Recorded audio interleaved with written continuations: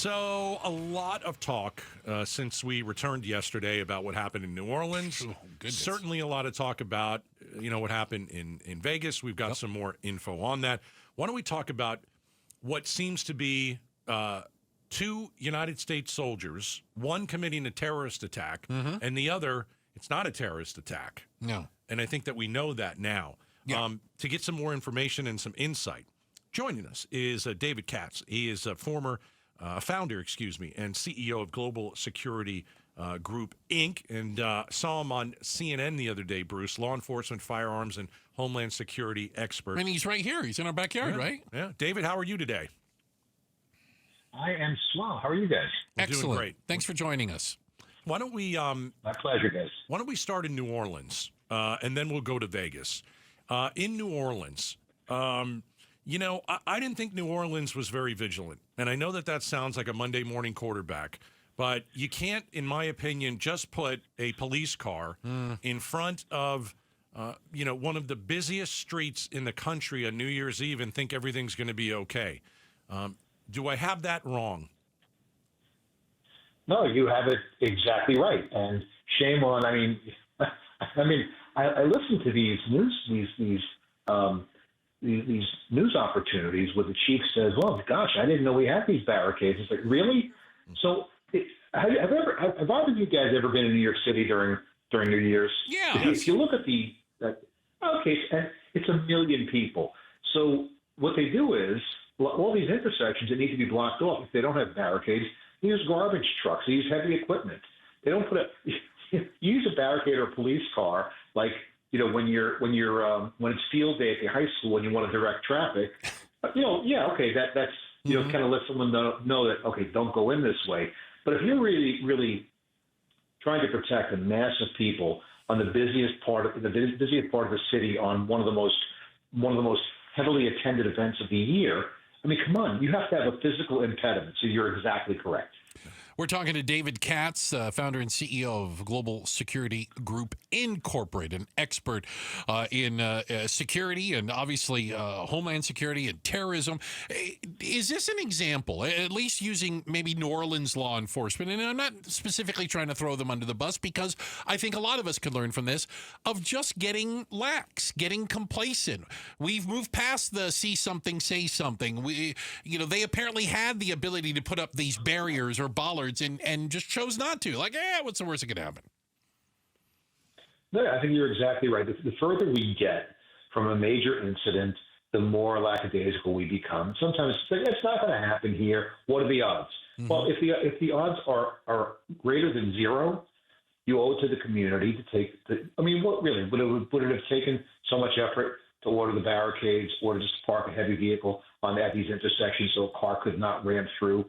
That wouldn't have taken that much. So, and plus, there's an experience issue. I don't know.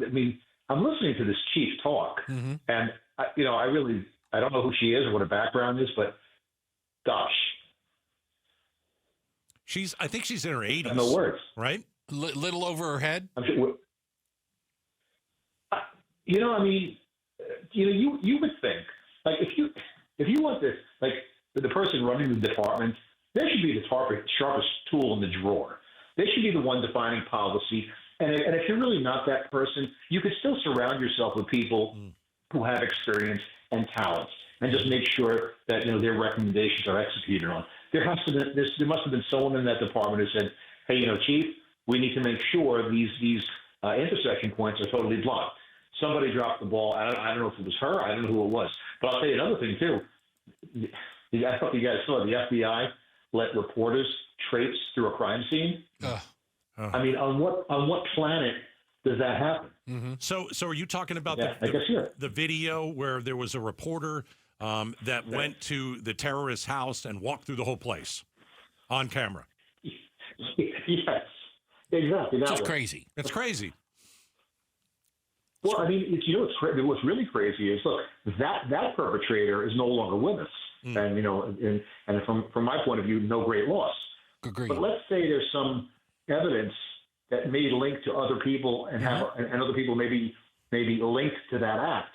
Well, now you have a tainted crime scene, and you have aggravation now in that case that you didn't need to have. And it was just because whoever whoever made that decision was inept and should be put on the bench. Yeah. David Katz is joining us, law enforcement, firearms, and homeland security expert. Is this something that is going to happen more often in the United States? You mean like the new norm? Well, I don't like to use that, but okay. I would say someone using their car as a weapon, someone that wants to be part of ISIS, either it's homegrown terrorism or it's someone who came over the border over the last 4 years. Do you think we're going to start seeing some of this stuff more? Well, we have been. I don't know if you guys remember. It's I don't know. It's less than 10 years ago. There was a ramming incident. I think it was the day before Halloween in New York City. A rental truck just that's right. Like a U-Haul rental truck. Yeah. Exactly right. And that happens a lot. It's happening overseas. It's happening in Israel. Why? Because any vehicle, is a 5,000-pound weapon. Yeah. And if to my way of thinking, and I'm sure you'll agree, if you have a crowd and you hit the accelerator and you go through people, you're going to kill more people with your vehicle, or at least can, than you would if you jumped out and started shooting at people. I think we all can agree on that. Yeah. So, the answer to your question is yes, especially when they see, hey, look how easy it was. And the other item is, the other issue is, it's really important, you can't secure every place. And I think that's one of the concerns. Always find a place where you can go in. Isn't that one of the concerns? Again, we're talking to David Katz, Homeland Security expert, that you can fortify and put bollards and law enforcement here. The problem with someone wishing to do harm or a terrorist is, well, they just go to wherever that weakest point is. Yeah, I mean, you're not going to be able to stop every attack. You can. For example, when you have people, let's say, posting on social media or doing certain internet searches, like, for example, how to make a car bomb. You think that somebody would knock on the door, right? It would set off an alarm somewhere. Yeah, you would think. But it's interesting. Even when we have information, sometimes we drop the ball there too. If you remember the Boston Marathon bombing, the FBI spoke. They interviewed. I don't know what they interviewed him, but the elder Tsarnaev brother was identified by Russian counterparts, saying, "Look, this guy has met with terrorists. He's a bad actor." So I don't know if you. I mean, one of my old partners in DEA, Derek Maltz, he testified in Congress about this. DEA and a few other agencies had an open case on that guy Tsarnaev, and the FBI never checked. And if they had checked, they would have found out that this guy had some connection to a suspected homicide. That this guy was a suspect in a homicide. That interview never would have happened. They would have done that investigation differently. So sometimes we get information and we don't drop it. We can't. We're not sharing. We have to be much more vigilant. Yeah, the organizations aren't sharing it. Hey, David, what do you make of what happened in Vegas? This was a soldier, a decorated soldier, not a terrorist attack, from what we all understand now. Did you think it was a terrorist attack as soon as it happened? And now that we have a few days, what do you make of it? Yeah, well, I've worked on cases where we're in the middle of a case and I hear a news report. This is years ago, but you hear a news report describing the case. It's your case. It's like, that's not what happened.